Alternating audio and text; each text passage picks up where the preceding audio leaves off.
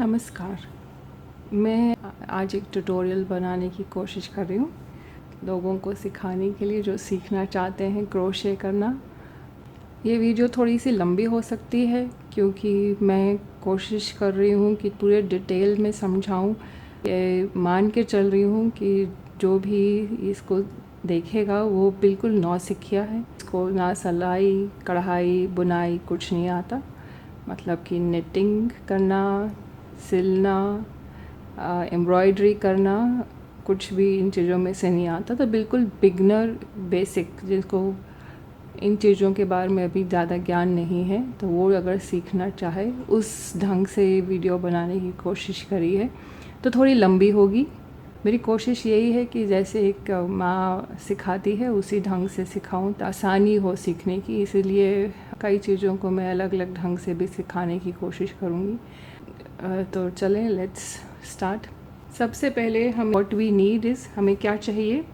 हमें crochet hooks चाहिए, हमें मोटी ऊन लेनी है और हल्के रंग की लेनी है। गाढ़ा रंग black, navy blue, dark blue, brown, maroon, इस तरह के डार्क कलर्स ना लें। वाइट भी मत लें क्योंकि या बेबी पिंक, क्योंकि वो ना बहुत जल्दी गंदे हो जाते हैं। तो अगर अभी आप सीख रहे हैं तो इसे ब्लू या लाइटर शेड ऑफ ग्रीन या इवन ब्राइट येलो, जैसे कि ये येलो है, ये भी आप ट्राई कर सकते हैं। तो ये जो है इनमें आपको अपना स्टिच जो है देखने में आसानी होगी और सीखने में आसानी होगी। तो अगर आप गाढ़े रंग लेंगे तो भी मुश्किल होती है और बिल्कुल वाइट रंग लेंगे तो भी मुश्किल होती है थोड़ा देखने में, और थोड़ा वाइट कलर्स में, लाइट कलर्स में गंदगी ज़्यादा होगी। और मोटी ऊन लें अगर आप बिगनर हैं। तो पतली ऊन से क्या होगा कि आपको डिफ़िकल्टी होगी शुरू में। तो ये काफ़ी मोटी ऊन है, ये मेरे हिसाब से तो इसकी थिकनेस कुछ 6 प्लाई जैसी है। वैसे ये गंगा की डिज़ायर है और आप चाहें तो आजकल तो बहुत 8 प्लाईज़ भी आ रही हैं, वो भी ले सकते हैं तो ज़्यादा बेटर रहेगा कि जितनी मोटी ऊन हो।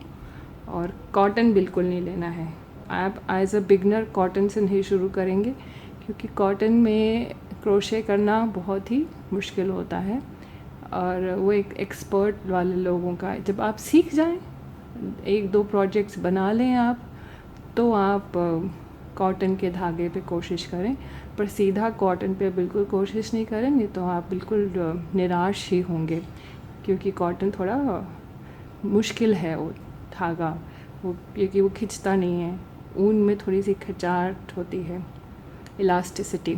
सबसे अच्छा है कि एक्रिलिक ऊन ले। एक्रिलिक ज़्यादा महंगी भी नहीं होती है और आप अगर सीख रहे हैं तो एज अ हॉबी तो ज़्यादा आपका एक्सपेंडिचर भी नहीं होगा, ज़्यादा खर्चा भी नहीं होगा।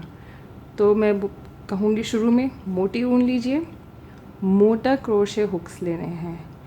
तो 4 नंबर या 5 नंबर, 4.5 भी आता है, 4.5। ये पोनी की हैं दोनों। इनका मुझे ब्रांड मालूम नहीं क्योंकि ये मेरे फ्रेंड ने मुझे गिफ्ट की थी। और ये निट प्रो है, प्रधान एम्ब्रॉयडरी से के वेबसाइट से ली थी। ये दोनों तो मेरे लोकल शॉप से ही मिल गई थी और ये पोनी की वेबसाइट से भी मिल जाएंगी। कोशिश करें कि आप थोड़ी अच्छी वाली ही लें, अच्छी ब्रांड की। लेकिन मतलब आप बिल्कुल नौसिखिए हैं, आप शुरू में ले सकते हैं। लेकिन क्या होता है कि अगर आपकी अच्छी ब्रांड की नहीं है तो ये जो आपका टिप है वो हो सकता है वो काफ़ी रफ़ होगा, तो उससे आपकी ऊन खिंचेगी, कटेगी, फिर मज़ा नहीं आएगा। कईयों में मैंने देखा है कि जो ये है अंदर का पोर्शन जहाँ पे हमारी ऊन इसके इसको बोलते हैं नेक या थ्रोट, इसमें हम लोग डालते हैं। तो अगर ये भी आपकी अच्छी क्वालिटी की नहीं है तो यहाँ से ऊन वो कटनी शुरू हो जाती है क्योंकि वो शार्प एज होता है। तो कोशिश करें ये देख के कि भाई बिल्कुल स्मूथ होनी चाहिए। ये भी स्मूथ इसका हेड, क्योंकि इस पे हमारी ऊन स्लाइड करती है।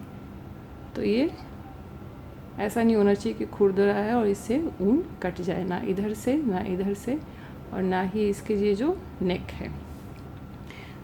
तो मैं पहले आपको बता देती हूँ कि इसके हुक के वेरियस अलग अलग पार्ट्स को क्या कहते हैं। ये जो है इसको हम बोलते हैं हेड। अलग अलग में आपको अलग ढंग से दिखेगी।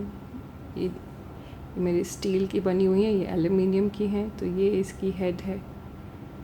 और सिमिलरली इनमें ये, तो ये हेड है।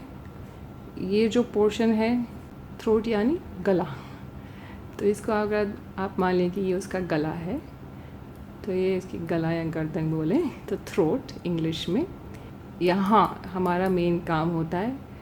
ये जो है इसको हम इसका शाफ्ट बोलते हैं। हम जो भी स्टिच करते हैं वो उसकी विड्थ, अगर जैसे इसका नंबर है 3.5, तो 3.5 इस चीज़ की विड्थ है, इसका चौड़ाई है। तो हमारे जो स्टिच हैं वो इतने चौड़े आएंगे। जब हम एक बड़ा वाला हुक लेते हैं तो उसकी हमारी ये है शाफ्ट, तो हमारी इतनी बड़े स्टिचेस आएंगे। अब नेक्स्ट पोर्शन जो होता है हमारे हुक का, वो होता है ये जो इसका ये एरिया है। अगर आप देखें यहाँ बिल्कुल पतला है, ये हमारी ग्रिप है, ये हमारे फिंगर्स के ग्रिप के लिए होता है ये, तो थंब ग्रिप। और ये हर एक में क्रोशिया में ऐसे आपको दिखेगा। ये नए स्टाइल के हैंडल्स हैं, इनमें ऐसा थंब ग्रिप नहीं है, पर हम इधर से ही, ये हमारा एरिया है, बाकी ये हमारा पूरा हैंडल है। तो ये thumb grip handle, thumb grip handle. अब हम जो देखेंगे कि क्रोशे हुक को पकड़ा कैसे जाता है। उसको पकड़ने के बेसिकली दो तरीके हैं। एक, जैसे हम पेंसिल पकड़ते हैं लिखने के लिए पेंसिल, तो हमारा हाथ क्रोशे हुक के नीचे से आता है और हम थंब से और हमारी जो फर्स्ट फिंगर है उससे पकड़ते हैं। ये हमारी नीचे रहती हैं, जो हमारी बीच की फिंगर है, मिडिल फिंगर। अगर हम ये वाले हुक्स लें तो हम इधर से पकड़ेंगे और ये हमारा जो है हाथ, उंगली नीचे रहती है गाइड करने के लिए, तो हमारा हाथ ऐसे चलता है। मतलब ये जैसे हम पेन या पेंसिल पकड़ते हैं, इसलिए इसको पेंसिल होल्ड बोलते हैं। और दूसरा तरीका जो है उसको बोलते हैं नाइफ होल्ड, जिसमें हम ऊपर से पकड़ते हैं, नीचे से पेंसिल, और जो ऊपर से पकड़ते हैं वो नाइफ। नाइफ मतलब चाकू। जब चाकू कांटे से खाते हैं तो ऐसे कटिंग करते हैं, तो ये नाइफ ऐसे पकड़ा जाता है। तो मतलब हमने ऐसे पकड़ा है जैसे कि हम चाकू पकड़ रहे हैं खाना खाने के लिए। तो इसके लिए हम ऊपर से पकड़ते हैं। और अगर ये वाली देखें तो इसको हम यहाँ से पकड़ते हैं ऊपर से, तो इसको नाइफ होल्ड बोलते हैं। ऐसे हमारा हाथ चलता है। कई लोग ऐसे पकड़ लेते हैं, कोई ऐसे पकड़ते हैं, लेकिन जब ऊपर से पकड़ा जाए तो नाइफ और नीचे से पकड़ा जाए तो पेंसिल। और अब कैसे आपको कौन सा सूट करता है उसके लिए मैं कहूँगी आप दोनों ट्राई करके देखें। आप कुछ स्टिचेस बनाएं, कुछ देर काम करें, कभी ऊपर से करें, कभी नीचे से करें, और आपको पकड़ के पता लग जाएगा धीरे धीरे कि कहाँ आपका हाथ ज़्यादा सही बैठ रहा है। तो कोई सही तरीका नहीं है, कोई गलत तरीका नहीं है। इसी से लोग आगे पीछे कई लोग ऐसे भी पकड़ते हैं, उंगली यूँ रख के इसके ऊपर। तो हर एक का अपना तरीका है, और जो भी आपको सही लगे, आपके दर्द ना हो, हाथ जिसमें आराम से चले, वो तरीका आपके लिए सही तरीका है। मैं आपको ये भी दिखाती हूँ कि कैसे लोग पकड़ते हैं।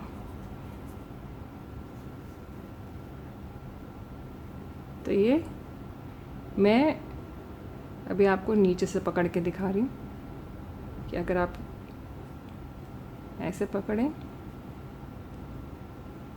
तो ये आपका है पेंसिल होल्ड। आपने पेंसिल की तरह इसको पकड़ा है नीचे से पकड़ा हुआ है। और अगर आप ऊपर से पकड़ेंगे तो वो आपका नाइफ होल्ड है। तो नाइफ में मेरा ऐसे हाथ चलता है।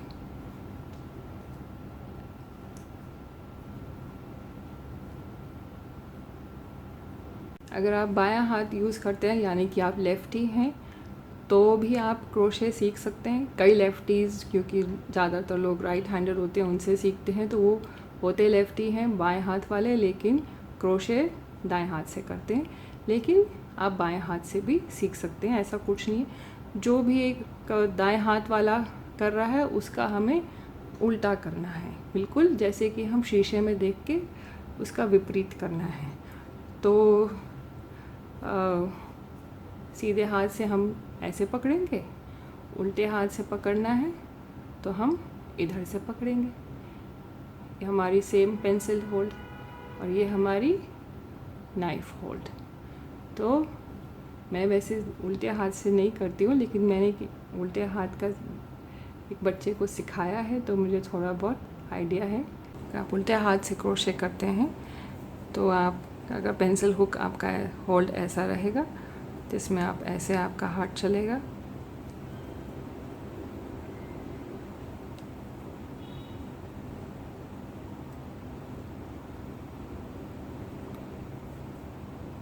मैं वैसे लेफ़्ट हैंड नहीं हूँ, उल्टे हाथ से नहीं करती हूँ, लेकिन मैंने उल्टे हाथ वाले एक बच्चे को सिखाया था, तो उस चक्कर में मैं थोड़ा बहुत सीख गई।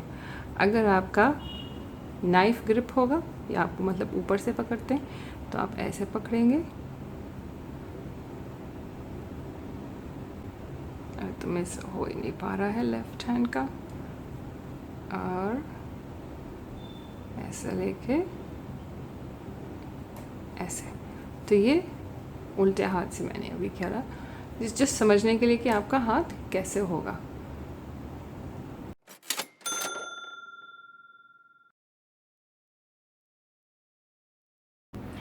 अब मैं आपको सिखाना चाहती हूँ कि हम पहले अपना स्लिप नॉट कर लें। चलिए, हमने स्लिप नॉट कर लिया। मैं फिंगर से दिखाना चाहती हूँ चेन फिंगर से कैसे बनाते थे। ये हमारे स्लिप नॉट बनाया, हमने स्लिप नॉट था, इसको मैंने इतना बड़ा सा कर लिया। इसके बीच में दोनों उंगलियां डाल के वर्किंग यार्न को हम खींचेंगे, और इस साइड को खींचा तो देखिए ये एक चेन बन गई। अब हम फिर ये जो हमारा लूप है, इसमें से अगर हम नीचे वाली को पकड़ें और खींचते जाएं, तो ये एक और चेन बन गई। अब हमें फिर से ये जो लूप है, देखिए ये लूप है, ये हमारा वर्किंग यार्न है, ये हमारा लूप है। और हमने बीच में वर्किंग यार्न को पकड़ के खींचा, हमें खींचते जाएंगे, ये चेन बन जाएगा। इसको थोड़ा छोटा करते, फिर हमारी ये चेन है, इसके बीच में से हमने वर्किंग यार्न पकड़ा, खींचा, तब तक खींचो जब तक चेन साइज ठीक नहीं हो जाए। पकड़ें, खींचें, पकड़ें। तो अगर आप ध्यान से देखें, हमारी चेन पे चेन बनती जा रही है। तो हम क्रोशे में यही कर रहे हैं, एक चेन के अंदर से दूसरी चेन निकालते हैं, फिर उस चेन में से अगली चेन निकालते हैं, और ये चेन से चेन निकालते निकालते हमारा एक कपड़े का बुना हुआ सा टुकड़ा तैयार हो जा सकता है। तो ये जादू है, यही निटिंग में होता है कि हम एक फंदे में से दूसरा फंदा निकालते हैं, और फंदों में से फंदा निकालते निकालते चेन के बाद चेन करते करते, और देखिए हाथ से ही हमने चेन बना ली। और यही काम हमें क्रोशे हुक से करना सीखना है। अब आप चाहें तो खुद आप इसको हाथ से चेन बनाने की प्रैक्टिस भी कर सकते हैं। और अब मैं आज के बाद आपको सिखाऊंगी कि हम ये चीज़ जो है क्रोशे हुक से कैसे करें। अगर आप देखें अगर असली में जो हमारी लाइफ में हम जो चेन देखते हैं, लोहे की चेन या जो हमारी सोने की चेन, चांदी की चेन, तो वो सब तो एक गोले में दूसरा गोला ऐसे चेन रहती है। लेकिन ये हमारी है यार्न यानी धागे की चेन।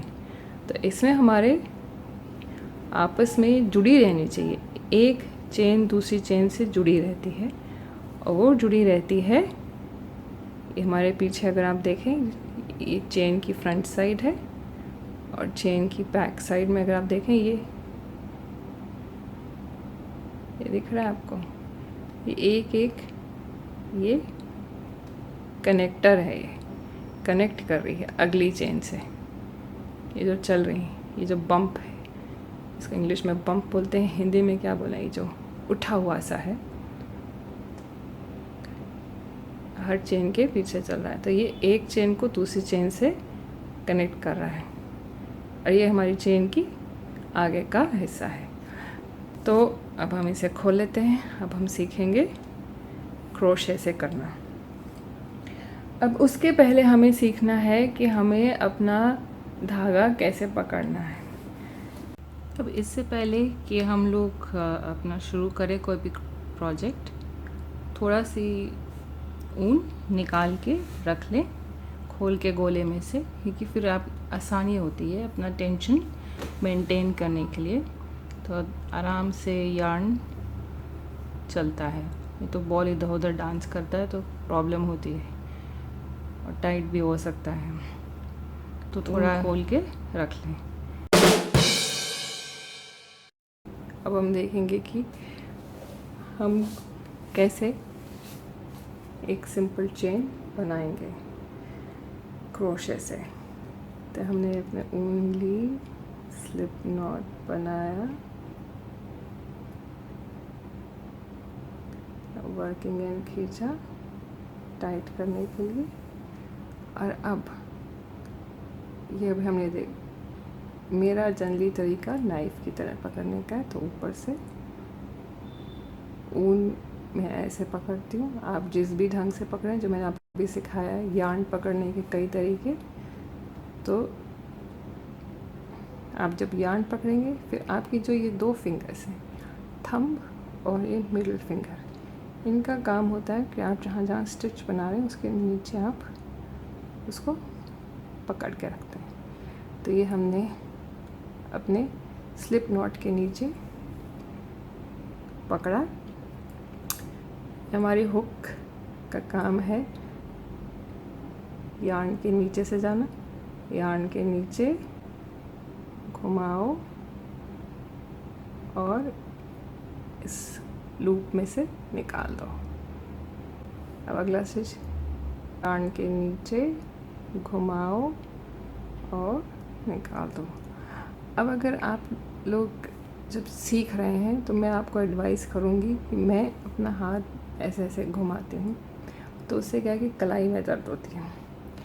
अगर आप अभी सीख रहे हैं और अभी से आदत डाल लें कि आप अपनी हुक को रोटेट करें, ना कि कलाई, मतलब हुक को रोटेट करनी है। तो जैसे अगला जो हम बनाने लगे हैं स्टिच,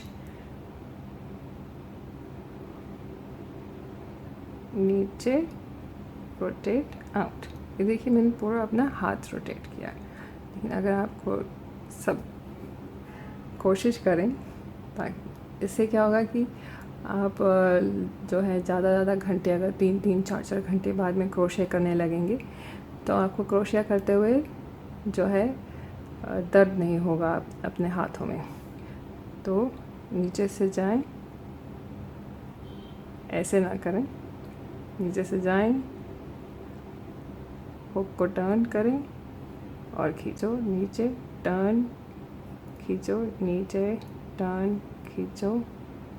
अब ये इतने स्टिचेस हो गए, हाथ ऊपर आना चाहिए पिंच करने के लिए। नीचे टर्न खींचो, नीचे टर्न खींचो, नीचे टर्न खींचो, नीचे टर्न खींचो, नीचे टर्न, नीचे टर्न खींचो, नीचे टर्न खींचो, नीचे टर्न खींचो, नीचे टर्न। अब देखिए क्या होता है कि जब हमने नीचे से किया, टर्न कर लिया, अब जब हम इस लूप से जा रहे हैं हमारा धागा कहीं नहीं भाग सकता। अगर आप ऐसे लेकर आएंगे तो हुक अटकेगी, ऐसे लाएंगे तो भी अटके ही निकल भी सकती है। लेकिन अगर आप इसको उल्टा करके अपने थ्रोट में, उसके थ्रोट में धागा फंसा के उल्टा करके ऐसे लाएंगे तो लाइन निकालें। बाएं हाथ से क्रोशिया करने की प्रैक्टिस।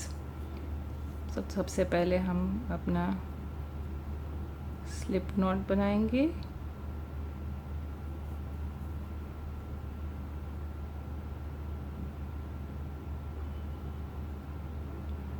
अब हम यार्न ऐसे रखते हैं, लूज हो रहा है ऐसे, और हमें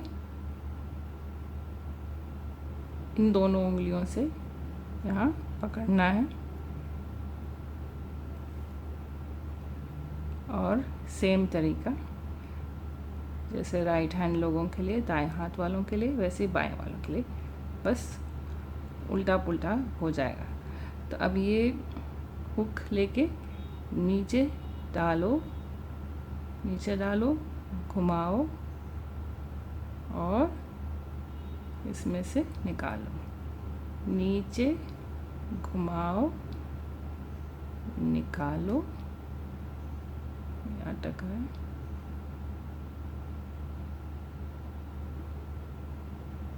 फिर से करते हैं, इसे अटक रहा है, नीचे घुमाओ, निकालो, नीचे, नीचे घुमाओ, निकालो। ये मैं देखिए भाग गई, वो ऐसे वापस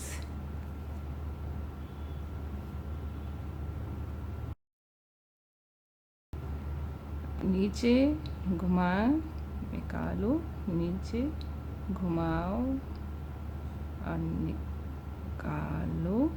अब आप देख रहे हैं मेरा उल्टा हाथ मेरा नेचुरल हाथ नहीं है, तो मुझे यहाँ प्रॉब्लम होती है। और ये जो लोग न्यू हों, नए सीख रहे हैं, नौ सीखे, उन सबको भी ऐसे सिमिलर, तो अगर आपका अटक रहा है तो इसका मतलब ये है कि आपकी ये जो चेन है ये टाइट है, तो ये थोड़ी ढीली होनी चाहिए। लेकिन ज़्यादा ढीली करेंगे तो आपकी चेन्स सही नहीं लगेंगी। नीचे घुमाओ, निकालो, नीचे घुमाओ, निकालो। बस अब आप ऐसे ही प्रैक्टिस करते चलें और देखिए हम सीधे हाथ से भी बना सकते हैं, उल्टे हाथ से भी बना सकते हैं। लेकिन जो लोग बाएं हाथ यूज़ करने वाले लोग हैं वो दोनों हाथ से मैंने देखा है कर पाते हैं क्रोशिया, जैसा सीख जाएं। कई लोग दाएं हाथ वालों से सीखते हैं तो दाएं से ही कर लेते हैं।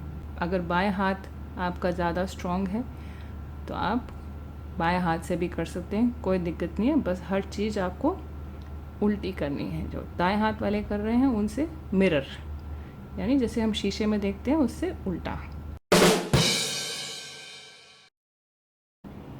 निकालो, नीचे,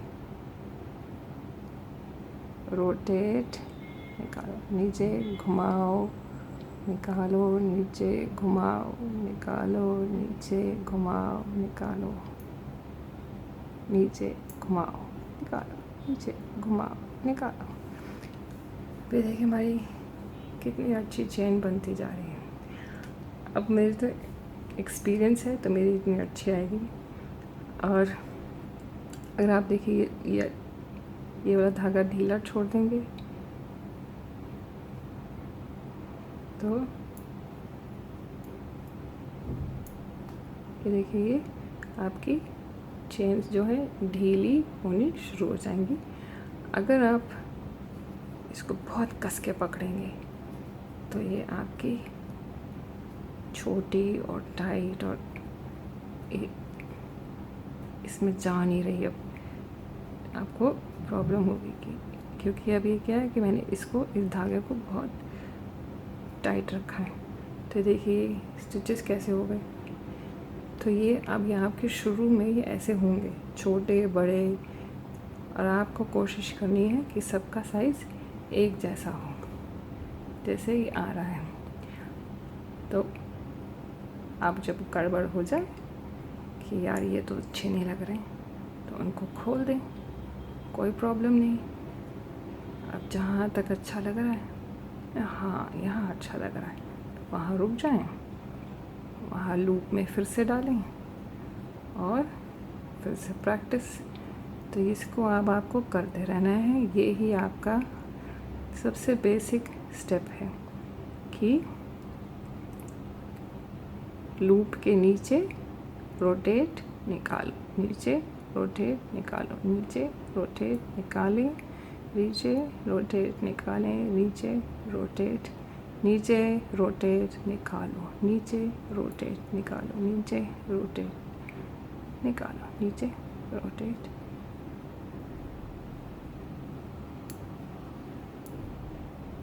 अब अगर मैं नीचे से पकड़ रही होती अपनी पेंसिल ग्रिप से तो ये ऐसे नीचे रोटेट निकालें, नीचे रोटेट निकालें, नीचे रोटेट निकालो, नीचे रोटेट।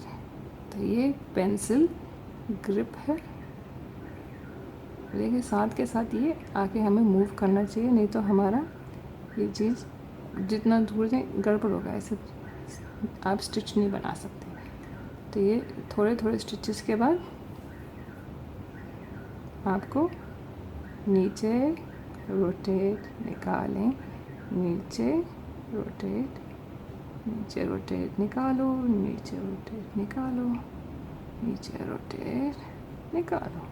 अब आप प्रैक्टिस करें और प्रैक्टिस कर करके जब आपकी सुंदर सी चेन बन जाए तो आप चाहते हैं तो आप अपने लिए इसको कट करके ब्रेसलेट बना लें या किसी बच्चे के गले में माला बना दें। इसको डबल, देखिए डबल करके डबल ब्रेसलेट, फिर माला बनाएं या ब्रेसलेट बनाएं और पहने और आपको भी अच्छा लगेगा। ये इतनी लंबी हो गई है।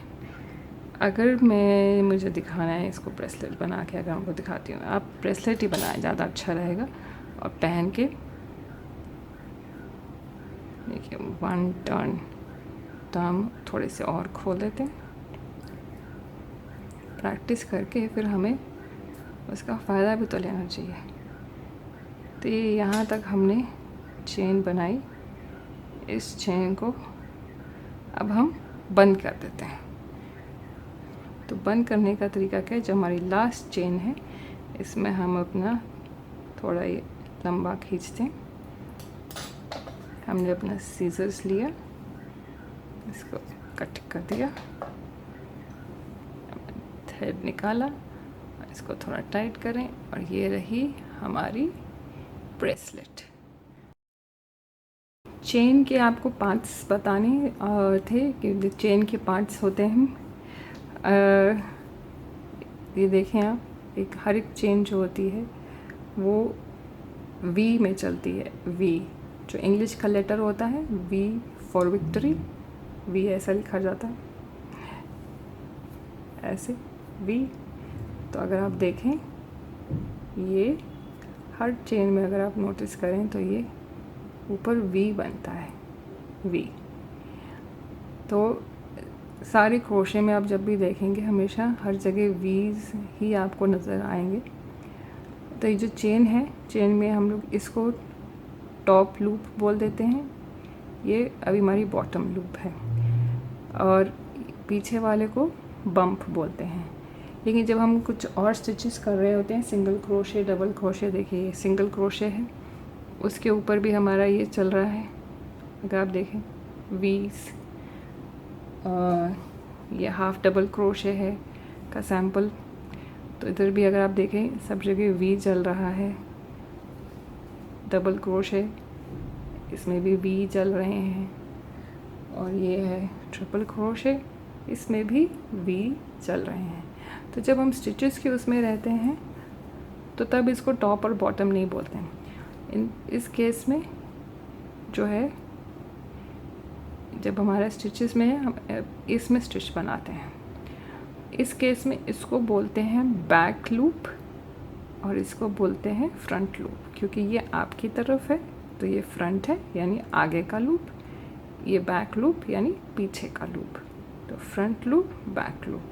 लेकिन जब हम शुरू में चेन में काम करते हैं, जो मैं अगले आपको सिखाऊंगी, तो इस केस में हम लोग इसको ऐसे पकड़ते हैं, हम अपनी तरफ पकड़ते हैं। ये हमारा टॉप लूप हो जाता है यानी ऊपर का लूप, ये बॉटम का लूप यानी नीचे का लूप, और ये पीछे वाला इसको बोलते हैं बम्प। यानी जो बम्प को क्या बोलेंगे, जो उठा हुआ लूप है, बम्प लूप। तो ये हैं पार्ट्स ऑफ द चेन, और इसको हम यहाँ आराम से पहने, किसी और को बोलें बांध दें या अपने लिए खुद ही बांध लें, सबसे बढ़िया तरीका है। एंड